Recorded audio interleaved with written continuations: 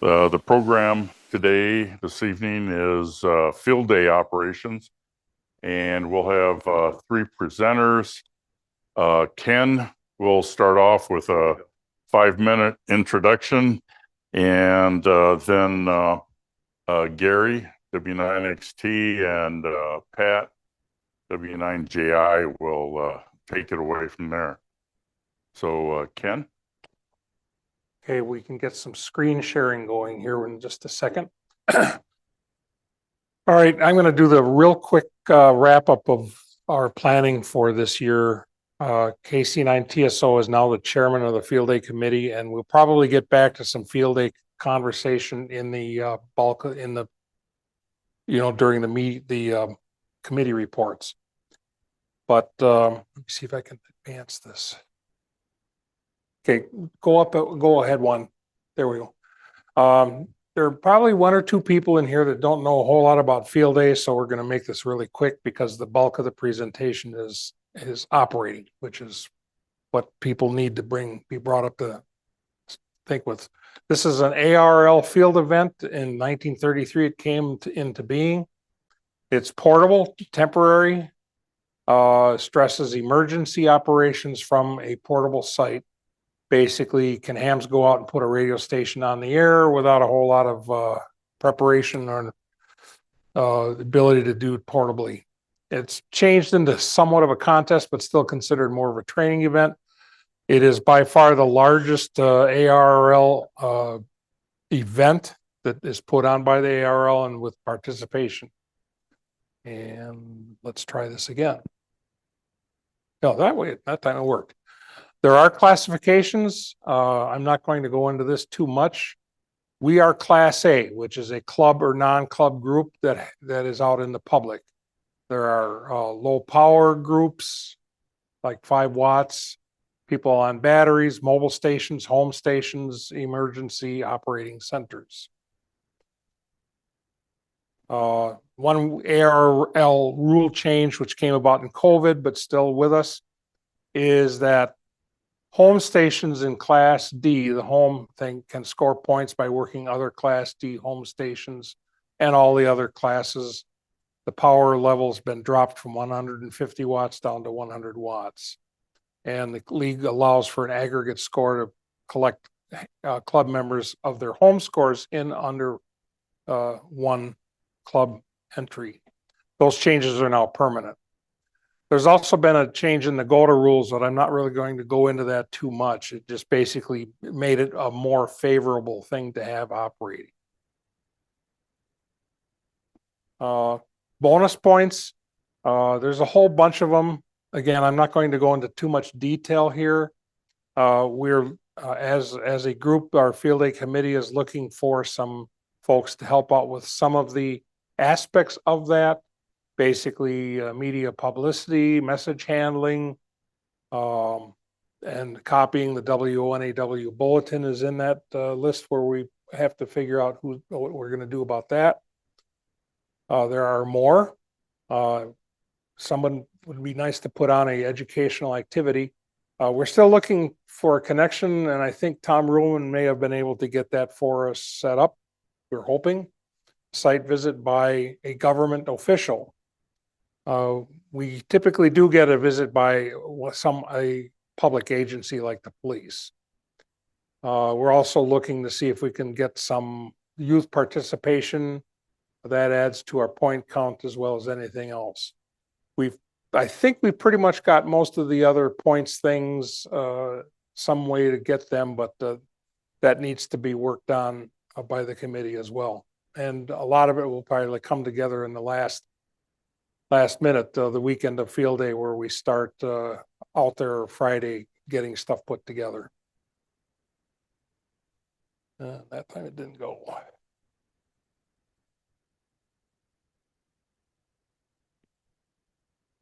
Okay, can you advance the slide? This worked and then it didn't work. I wonder if it's just a low battery in this thing. Oh, it froze.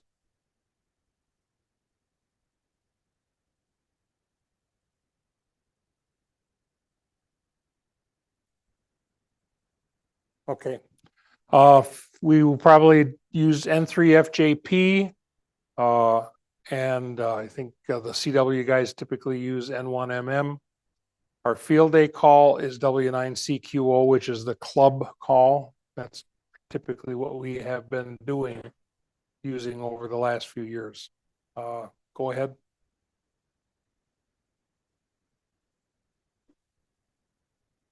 Okay, we will be 3A.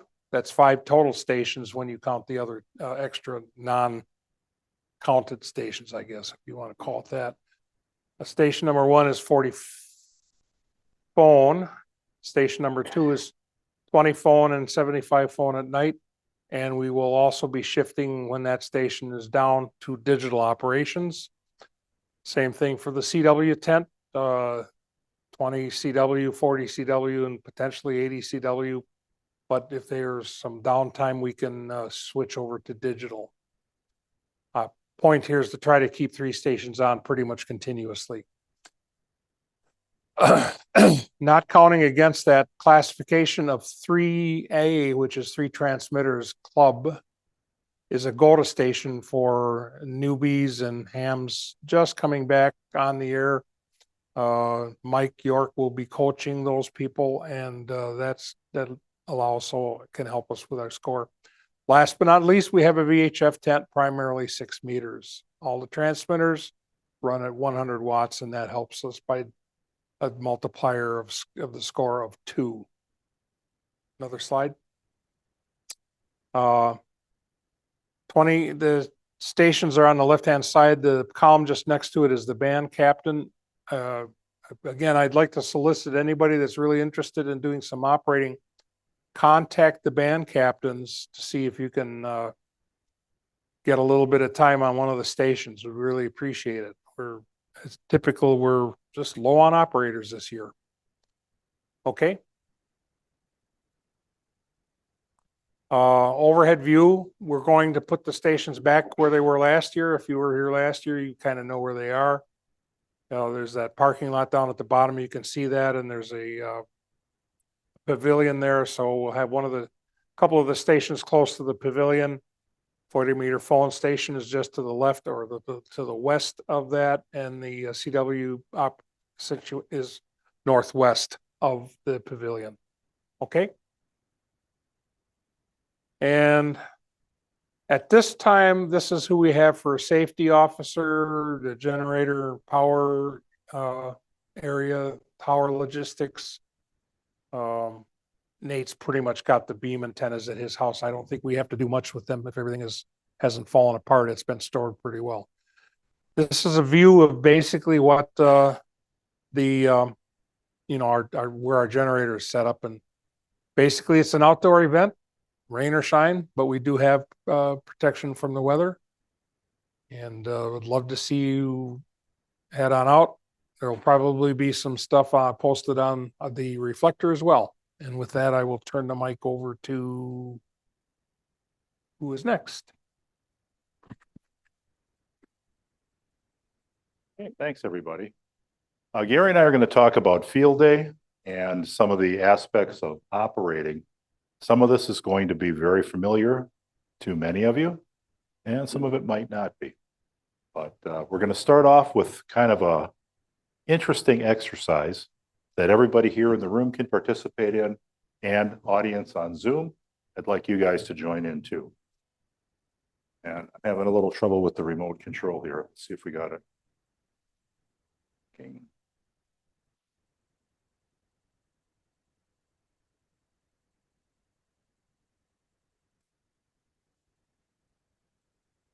It's always something, isn't it?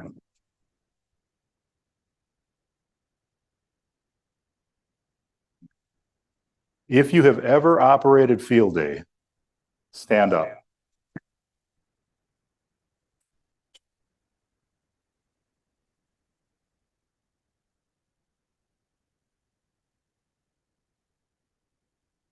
Okay, oops. People on Zoom can just raise their hand. So everybody who's ever operated field day, stand up. So Ken, you have operated field day. If you have done field day 10 or more times, remain standing, otherwise sit down. Okay, Ken still has his hand up. I'm looking on Zoom. Okay. If you've done field day 20 or more times, remain standing. Ken still has his hand up. If you've done field day 30 or more times, remain standing. 40 or more times. 50 or more times. I'm at 48 myself, so I would have to sit down. 60 or more times. I'm sitting down. Okay. So of you guys who have done 50 or more, how many years?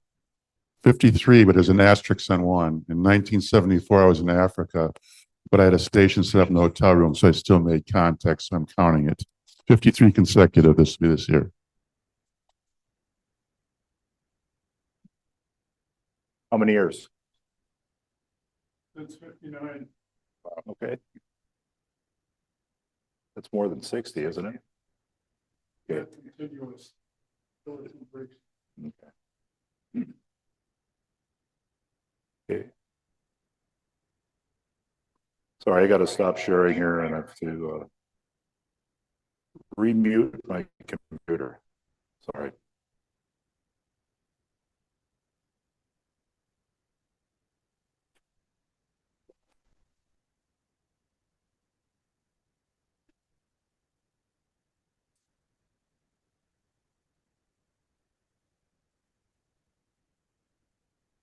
Okay.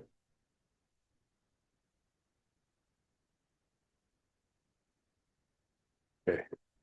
So we've got a pretty good base of experience in the club, I guess. And a lot of you have done a lot of things. So do you think field day is a contest or is it something else? Yes. Emergency prepared.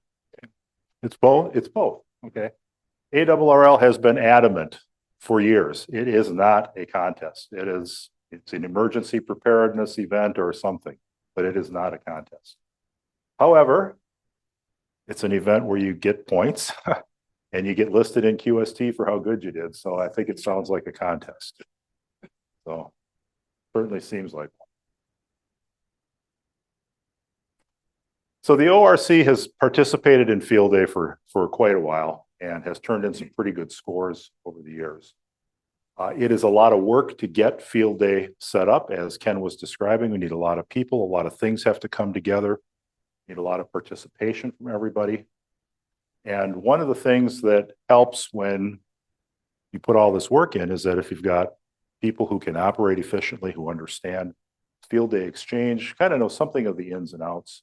Field day is not difficult as far as contests or operating events go, but particularly if you're kind of new to HF operation, field day can be a little daunting. It's hard to understand what's going on. You know, what are the exchanges? What if something doesn't go right?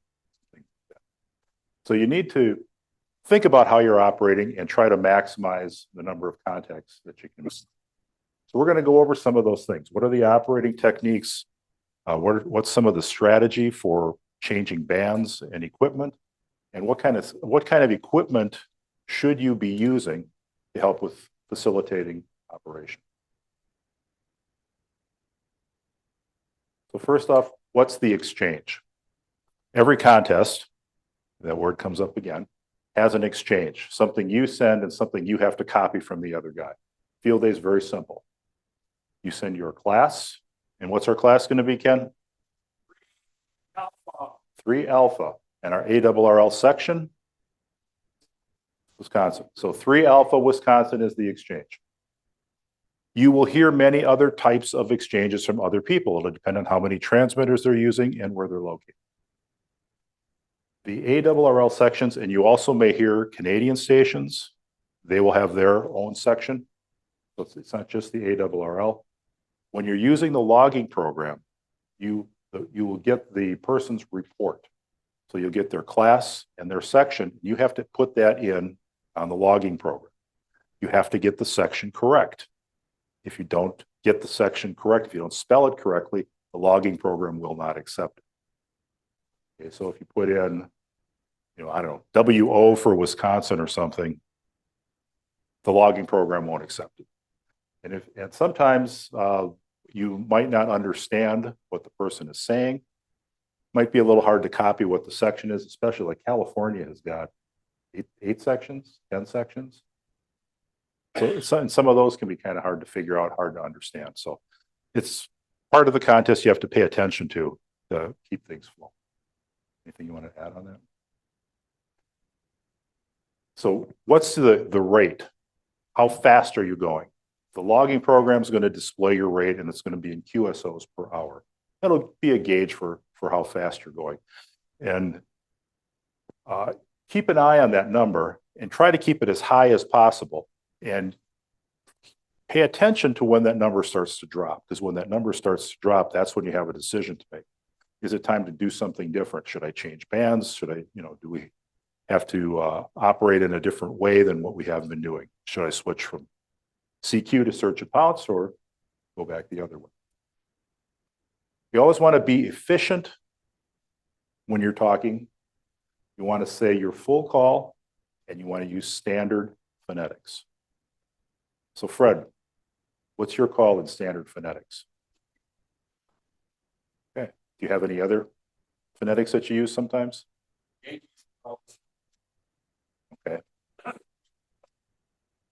Okay. So some guys have,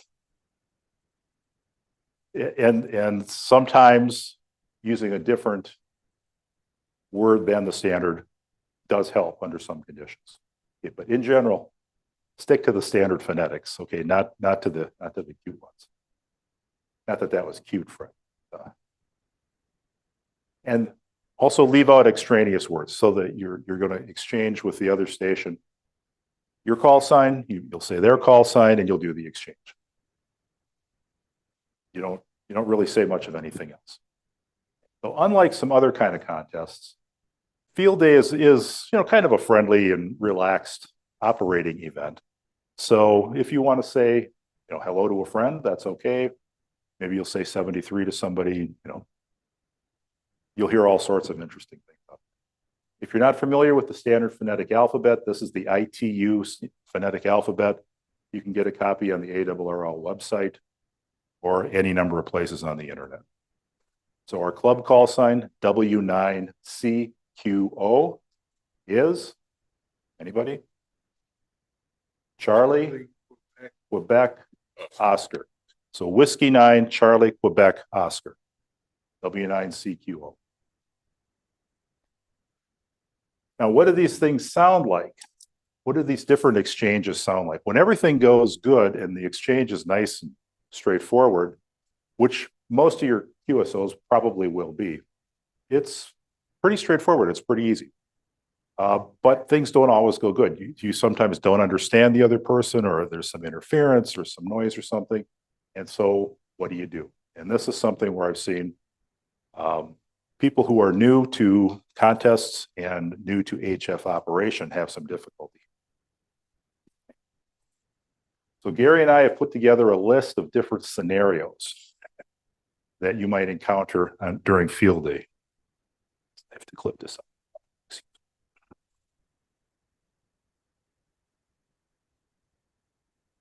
And so we're going to do some practice exchanges where one of us will call CQ, the other one will answer. And sometimes we'll tell you what's going on and what's going right or wrong. And sometimes we're going to ask you to identify what's not right about what we just did. Okay, so let's start off with what's the basic normal contest exchange. And I'll be calling CQ.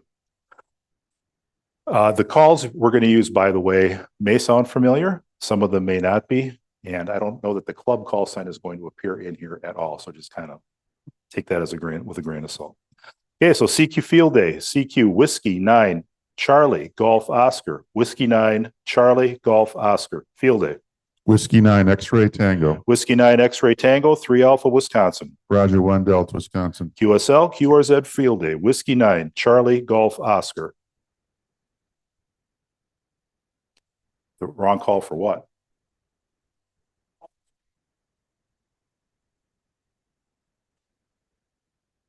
I said the club call sign is probably not going to appear in this. These are just examples. So use the correct call sign, but that's a good point.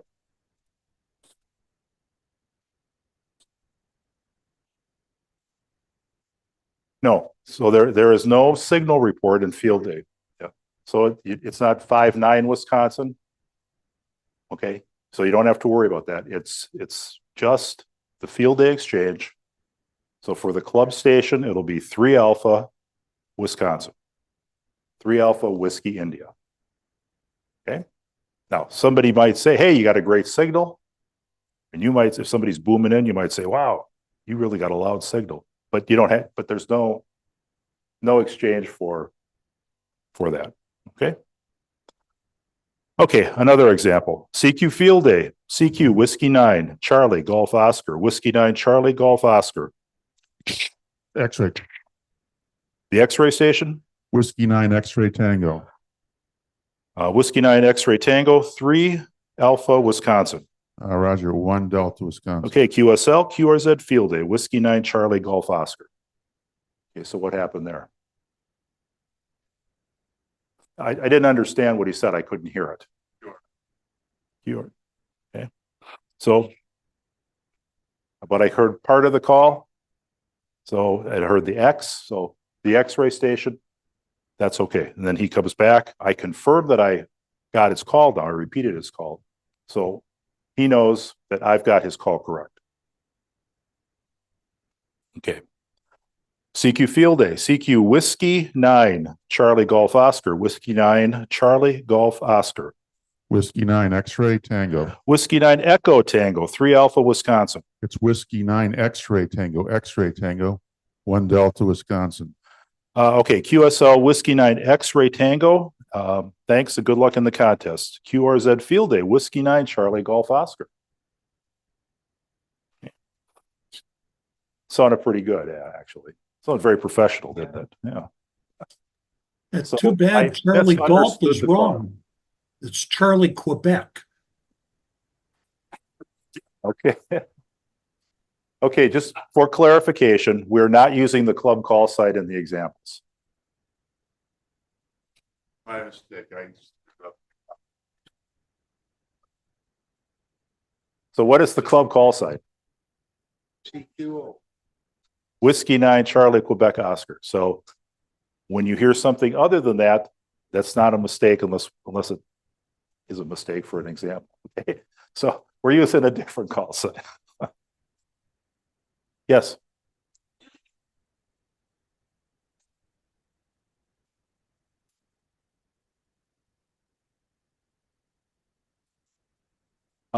We do.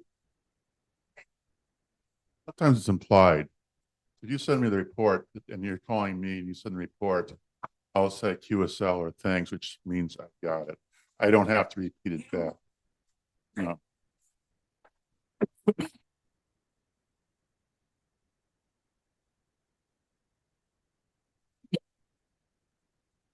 don't think so, but maybe we missed one. Could be. I make mistakes all the time. So We only expect it. okay. Okay, so another situation that's common, CQ Field Day, CQ Whiskey 9 Charlie Golf Oscar. Whiskey Golf Alpha Delta The Golf Alpha station, Whiskey 9 Golf Alpha, Whiskey 9 Golf Alpha 3 Alpha Wisconsin. 1 Echo Wisconsin. QSL, thanks for the contact. Whiskey 9 Charlie Golf Oscar. Okay, so what was going on there? Right, so more than one station calling, not an uncommon situation. Can't make them out really, so which one do you pick? Whichever one you can hear the best, whichever one sounds good, whichever one sounds like it's a good operator maybe. Somebody who's kind of fast and precise and seems to know what they're doing. Yes, Fred.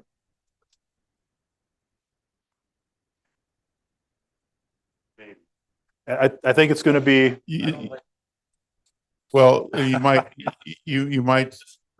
have a guy who's a very short call that you only get part of, and you might have a guy at the end who does a longer call, and you get who's stronger and you get maybe 2 letters instead of 1.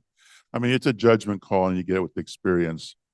Pat was mentioning, you know, the more efficient operator. Friend CW, I'll tend to answer the fastest guy if I get multiple ones, all things being equal, because you just all get done faster. And if you go to the slow guy first, especially if he's fumbling around, the fast guy might get impatient and leave. The idea is you want to get him, keep everybody learning. So work the guy that you can figure you can get the QSO done the fastest. It's a judgment call. You're never going to get it right every time. Okay, so another example. CQ Field Day, CQ Whiskey 9 Charlie Golf Oscar. Whiskey 9 X-ray Tango.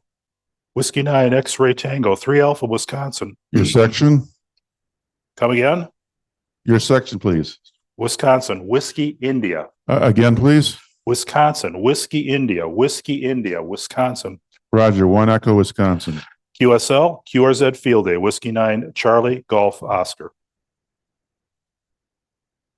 Okay. So hopefully getting the idea. What happened there?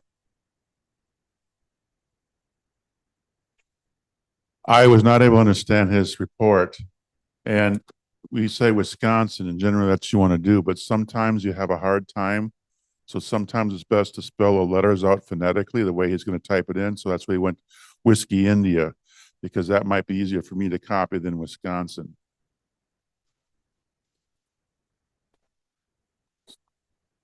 You can, some people do. I think it's more natural in field day. On DX contests, I always say Whiskey India, but most of the people in the United States are more attuned to hearing the states. They know the states. I mean, if you do Whiskey India, I wouldn't criticize anybody for doing that all the time. Could be, It is shorter.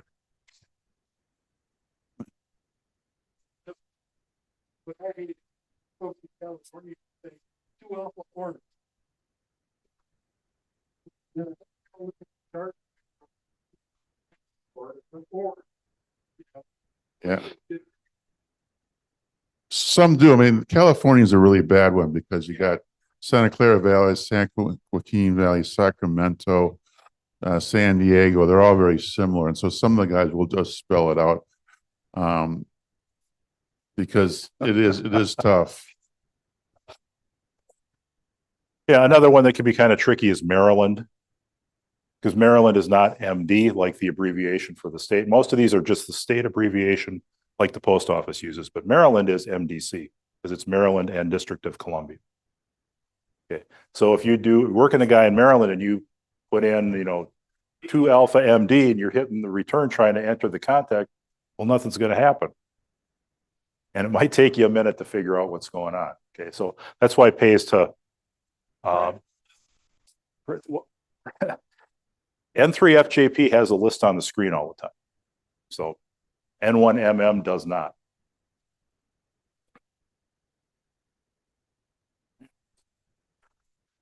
Okay, so here's another example.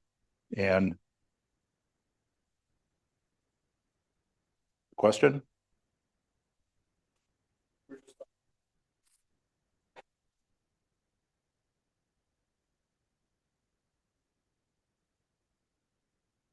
Microphone for the audience.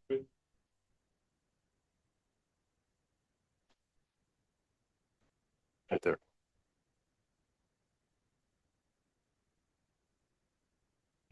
We were just saying that with N3FJP software, there's a whole lot of like speed keys that you can hit to get all kinds of hints and whatnot. And I think for the exchange, that is one of them. I don't recall, but I know Fred and I got into a big discussion about this one time during one of the contests. We probably missed a whole bunch of connections because of it. Okay. But anyway, if you use N3FJP, it pays to take a look at the shortcut keys before the contest and kind of memorize the ones that you're likely to use, because they're very helpful. Okay. All right. Thank you, Bill. Okay, so here's another example. CQ Field Day, CQ Whiskey 9, Charlie Golf Oscar, Whiskey 9, Charlie Golf Oscar. Whiskey 9 X-ray Tango, Whiskey 9 X-ray Tango. Whiskey 9, X-ray Tango, 3 Alpha Wisconsin. That is 3A Wisconsin. Do you copy? W9 CGO at Whiskey 9 Charlie Golf Oscar. This is W9XT, Whiskey 9 X-ray Tango. QSL, your 3A Wisconsin. Please copy 1D Wisconsin. Okay, hey, thanks for the contact and thank you for Wisconsin. Good luck in the contest. We'll catch you on the bands, 73, and good luck in Field Day. QRZ Field Day, Whiskey 9, Charlie Golf Oscar. Extra words? Really? I hear that kind of stuff all the time in Field Day. You could have done 2 QSOs in the time we just did the one. So don't repeat the information if you don't have to. Some people do, yes.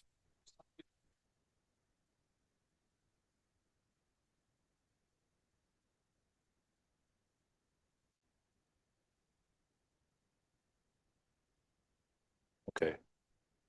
Here's another one. CQ Field Day, CQ Whiskey 9, Charlie Golf Oscar. Whiskey Bravo 3, Victor, Whiskey WB3 VPD. WB3VBD, 3 Alpha Wisconsin. 5A WPA. Okay, QSL, QRZ Field Day, Whiskey 9, Charlie Golf Oscar. So I got the call wrong. So he said one thing, I said another. He didn't come back and correct me, which he should have if he heard me say the wrong call. So now what's in the log? The wrong call's in the log. So now the right call's in his log, so he won't call me again. So now he'll get credit, and we'll actually both get credit for it, but it's an incorrect call. So you just, pay attention. If something doesn't sound right, speak up, I guess. That's for repeats, yeah. And be sure to use phonetics. Certain calls are easier to copy than others. Now, Gary mentioned earlier today that people sometimes get W9XT as W9ET. So just, you're probably aware if you've got a call that's hard to copy. So just be extra careful on the phonetics. Okay, here's another example. CQ Field Day, CQ Whiskey 9, Charlie Golf Oscar. Whiskey 9, Charlie Golf Oscar, Field Day. Whiskey 1, Saturday, Sunday, Tuesday. Whiskey 1, Saturday, Sunday, Monday, 3 Alpha Wisconsin. No, it's Saturday, Sunday, Tuesday. Okay, Whiskey 1, Sierra, Sierra Tango, 3 Alpha Wisconsin. 5 America, California, Texas. Okay, QSL 5 Alpha Connecticut, QRZ Field Day, Whiskey 9, Charlie Golf Oscar. What was wrong with that?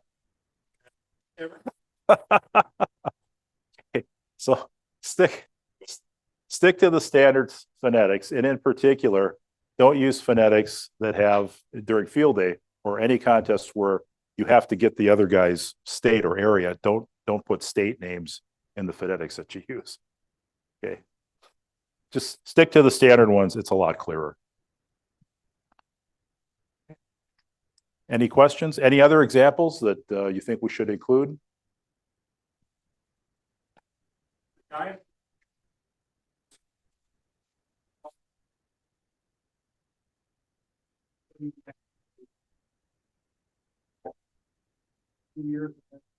Yeah, for those that aren't picking that up, if you aren't sure about it, ask for a repeat. Confirm it. Okay. This thing working? Don't say please copy. Okay, we're going to talk about some other things. We're talking about logging. Most of the stations are going to use N3FJP. The reason we use it is it's very simple to set up and use if you're not an experienced person using this all the time. It's a lot quicker. First thing to do is get a copy and practice with it so you know how to use it. The program costs $9. but you can download it as a trial version and you put in 30 contacts and then it'll stop. Now you should be able to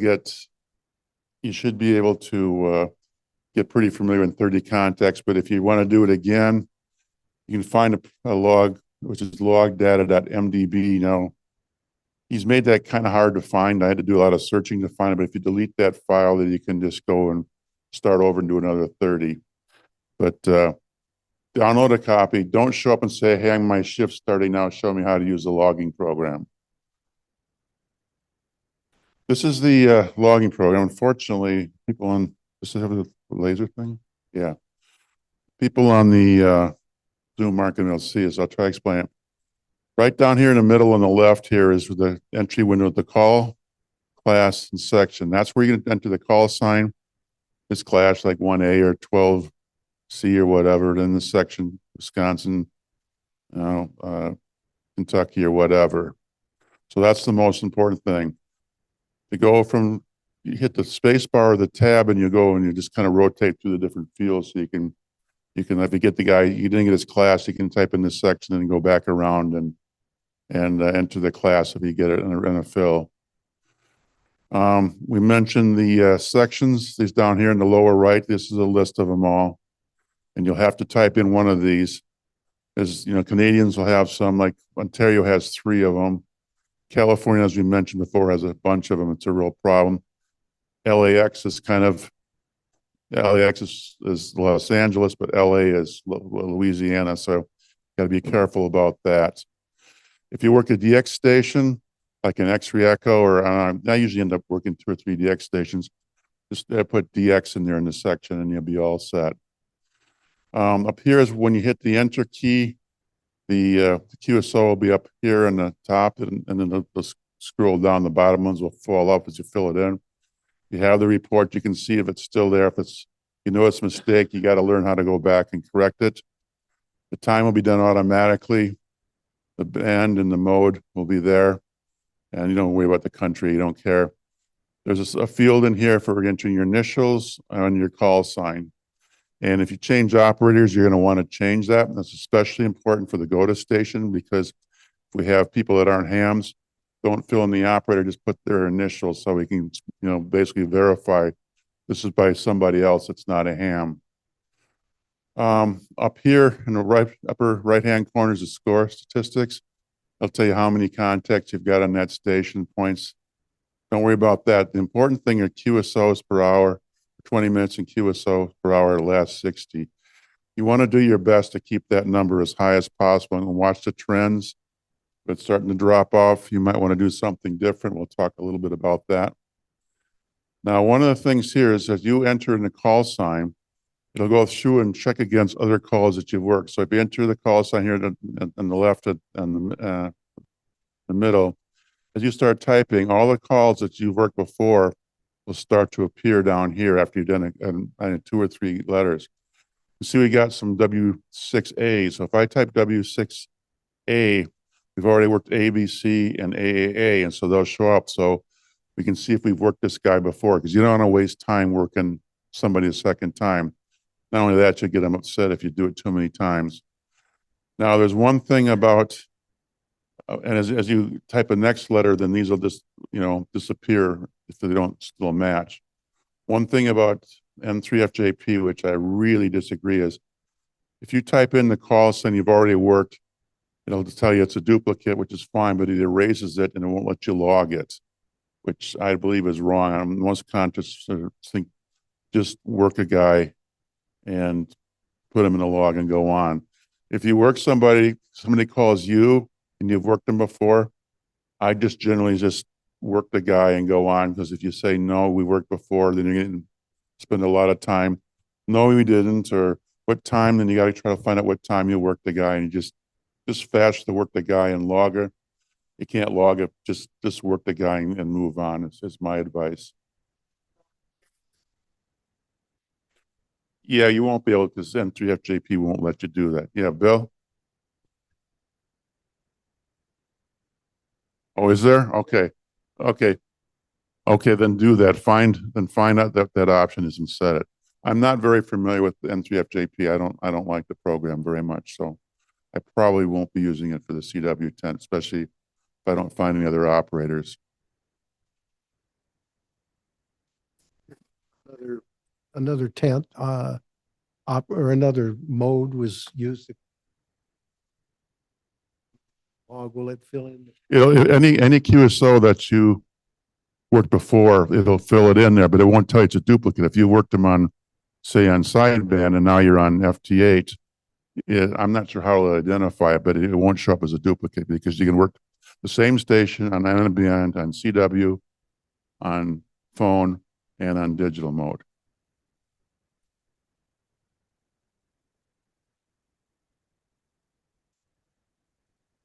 Yeah, it'll also fill in the stuff. So, and also that's another good point.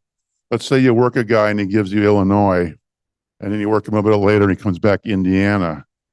It's going to show him, be a mismatch. So what do you want to do? You want to verify that and then go back and correct the old one to what the proper section is. Huh?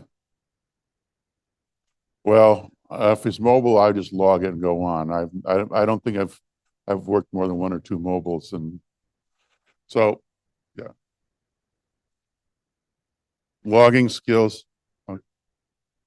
How do you do, GOTA so that, because the people who are doing GOTA are probably not going to be very fast, and do you identify as a GOTA station so that the people you're working Well, the know GOTA station, we're using a different call. Oh, that's right. So Yeah, so it's just like it's a completely different station. I think it'll be Mike's. Okay. So get a copy of the logging program. Here's the stuff you need to know: entering the contacts, editing or deleting them, and be able to change the bands and modes in the operator. Now you're only gonna be on 40 phone, so you don't need to know how to change the mode. Yeah, know how to change the mode in the band because you might type something weird by accident and find out you're on 2 meter FM or something, and you don't want to be logging that. So you should be able to change it. And the band captains, it's probably not a bad idea if you want to have a quick cheat sheet available on doing your stuff. But really, it helps if you know how to do this. It's not hard. It just takes a little practice. Talk about strategy. CQ as much as possible. You can make contacts much faster by calling CQ because the other guy's got to find you and looking up, see if you're the duplicate. So if you can call CQ, make them do all of the legwork and you can knock them off one after another. I'll probably be calling CQ about 80% of the time. If the rate starts to drop and you're calling CQ, maybe you want to go and search and pounce S&P or vice versa. If you're on one of the multi-band stations, you might want to consider changing bands. Sometimes it's difficult to find a clear frequency to call CQ on. So usually higher in the band is going to be more likely to find a clear frequency. If the higher bands are open, like if 15 or 10 are open, those bands are much bigger, especially in the phone band. So there's more room to spread out. So it's easier to find a clear spot. Is this Remain on a band for 15 minutes.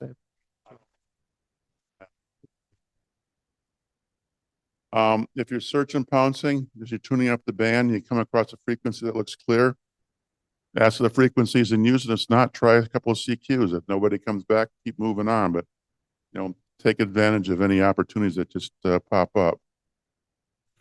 For digital, there's more than one mode.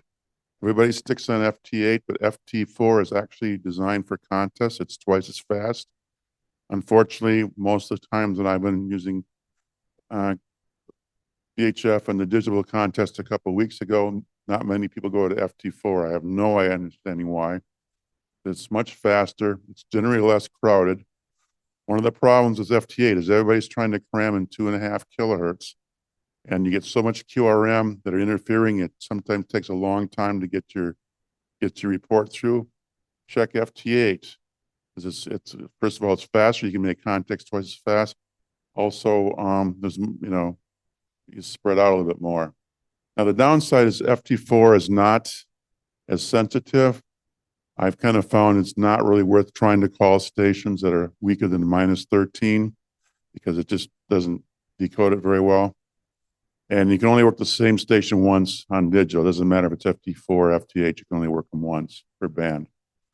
6 meters, you're going to need to use FT8 because you got 10 dB advantage over sideband. Unfortunately, the sporadic E season this year has been very terrible. I don't think we're going to get some very good openings. I hope I'm wrong, but it's been really, really bad this year. And you may not make any phone contacts. I was on the VHF contest this weekend. There were some guys that made sideband contests. I wasn't on the full time, but there weren't very many. Everybody was on FT8. A few guys would go to FT4. So you're going to want to use FT8 when the bands are down, and then switch to phone as soon as the signals come up. Because first of all, it's going to be a lot faster on phone, probably 3 to 4 times as fast as FT8. And you can work the guys twice that way. Work once on digital and once on phone, so you can really increase the number of stations we can work. Now, another thing is be aware of the band conditions. You want to be on the highest band that you can get a good rate on for a number of reasons. The bands are generally quieter, higher you go. They're bigger, you can spread out more. We don't know when the higher bands are going to be open again, so you want to work them when the band is open because you may not get a second chance. And if you don't work them then, you never get them in the log, and you're sitting around the lower bands having worked everybody and not making any contacts. At night, don't be in a big hurry to go down to the lower bands. Like if 20 is open, stay up. Ride 20 as late as it stays open. If 20 stays open late at night, like after midnight, then the Midwest has the best chance of having good scores. The low bands, a couple of hours before sunrise to maybe a half an hour, an hour after sunrise, like 80 and 40 become much quieter. It can be very productive. So if you want to try to have somebody on at those times, because this can be very good. Look for sporadic E. Sporadic E happens this time of the year. E layer of the ionosphere, we have metallic ions from meteors in the E layer, and various forces will bring them together in high enough concentrations at times that they can reflect signals back. And it's very difficult to predict. It can happen anytime. It could be a long opening, it can be a short opening. So you want to catch those. Any of the distance contacts that we get on 10, 15, and 6 meters in field day will probably be sporadic E. So you want to keep an eye out for those and take advantage if it opens. Again, on 6 meters, I'm not very hopeful we're going to have some good openings, but we will see. So check the high bands often. And if they are open, I don't care what your rate is on 20 or 40, or you can move up to 10 or 15, you should do that because we may not get a second chance. And if you see the bands are open, find somebody to go to the other stations and tell them, hey, 15's wide open or 10's wide open, so that they don't miss it. So we can get everybody on those bands and make the contacts. 10 and 15 will typically open the sporadic E before 6 meter does. Go to the station, you guys are going to probably be up there anyway. So pass the word if we start seeing some really good openings on the higher bands. If you're not operating, and this is a big social event and everyone has to talk and swap stories and stuff, don't do it near a station where you make a lot of noise and disturb the operators. In the shelter house is a good place to do that, so we aren't disturbing the operators. If you're showing people around, which is of course a big part of this, we want to show off our hobby to people who come by. Show them around, but just kind of keep your voices low. And another thing too is sometimes we'll be short on operators, and if it doesn't hurt to go around to all the stations and say, hey, you need bring you a drink or something, so they can keep operating, because you don't have 2 operators, then that person's going to probably sit there longer than they really need to or should. Equipment. Most of the stations we should have filters, bandpass filters. Use them so you won't be interfering with other stations. Be very careful if you change bands that you have the right filter, and these things are expensive. If you transmit into the wrong one, you can blow it up. So be very careful and make sure when you change bands, you put the right filter in. The digital stations really can't be on the same band as CW because the phase noise from even pretty decent transmitters will destroy CW. CW generates the most points. Phone stations, if they're experiencing interference from the digital options, you let them know and can work something out. You can tell because if you're listening and you hear in the last 15 seconds and stops and then you hear it again for 15 seconds, then that's a digital station that's interfering with phone or CW. The filters are basically to help for harmonics. They don't really do much for in-band stuff. Sometimes you have a filter for phone and a filter for CW on the bands, and sometimes they'll give a little bit, but it's not a lot. Headphones. Everybody should have a headphone. Blocks out noise. You're going to hear a lot more stations with headphones than from the speaker. Probably 25% of the guys you will not hear on the speaker. So bring your own headsets. Get an adapter so you can do either 1/8 inch or 1/4 inch type of connectors so you can match any radio. The band captains, ideally, you'll have some sort of a way that the operator can use a headset, but you can have a speaker on so visitors can listen on the speaker. They don't have to be real fancy ones. I have a very expensive headset with a microphone that I'm not bringing to field day because it's too hot in the summer and I don't want to damage it. I recently bought a Sony MDR ZX110. It was about $10 on Amazon. It was delivered the next day. It's very good sound. It's very light. It's to be comfortable in the summer. It folds up, so it's very easy to carry. So, you know, $10, that's a good, yes. It's over the ear, but it doesn't like cover around it. It's just kind of over the ear, but it's very lightweight. So it's not going to be as good. It's not going to be as good at knocking out sound that completely covers the ear totally all around it and seals it out. But those are, they get kind of hot. The over the ear completely get a little bit hot in the summertime. So I'm going to be using one of those things for $10. It sounds really good too. You can use it on your computer or your cell phone to listen to music or whatever too, when you're not operating. Microphones. The microphone should be either on a boom headset or it should be on a boom, so you don't have to be picking it up and putting it down. You use a foot switch for transmit. Unless we have operators with 3 hands. We have any 3-handed operators in this club? I think, yeah, I think 3-handed operators are probably rarer than CW operators in this club. So anyway, you can't operate effectively with a hand mic. So have it something when using the foot switch. Summary, keep your QSL rate high as possible, but also be accurate. Use phonetics on sideband.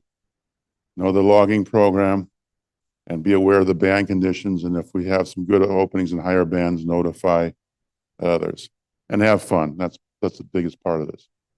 Any questions? Zulu, Zulu. Oh, go ahead. Never give the last 2 letters. Always give the full call. Okay. Never answer a guy with your last 2 letters. Alrighty. WH6 Zulu, Zulu has a question about Class E stations operating from home with like emergency power.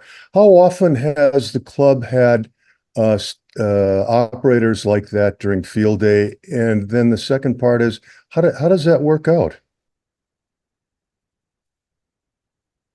Yeah, you can do that. They kind of started and changed it. Used to be they can only operate from home. You can only work the portable stations, but during COVID they changed it. They could work anybody. They also have a club. The other thing they did for COVID was they had a club entry. So you'd have whatever your regular field day group score, but they had another listing that basically took the listing from the regular operation plus any other members who operate from home can, if you operate from home, when you submit your logs, you can specify the ORC as your club, and then that'll get put in that listing as a group type of a score. And then use your Use normal your own call sign. your own There's call sign. rules that you can't use more than 100 watts, and you have to read the rules about that. Got it. We'll read the rules. Thank you. So we can do there's no multipliers, but having Hawaii would be pretty cool. Bill?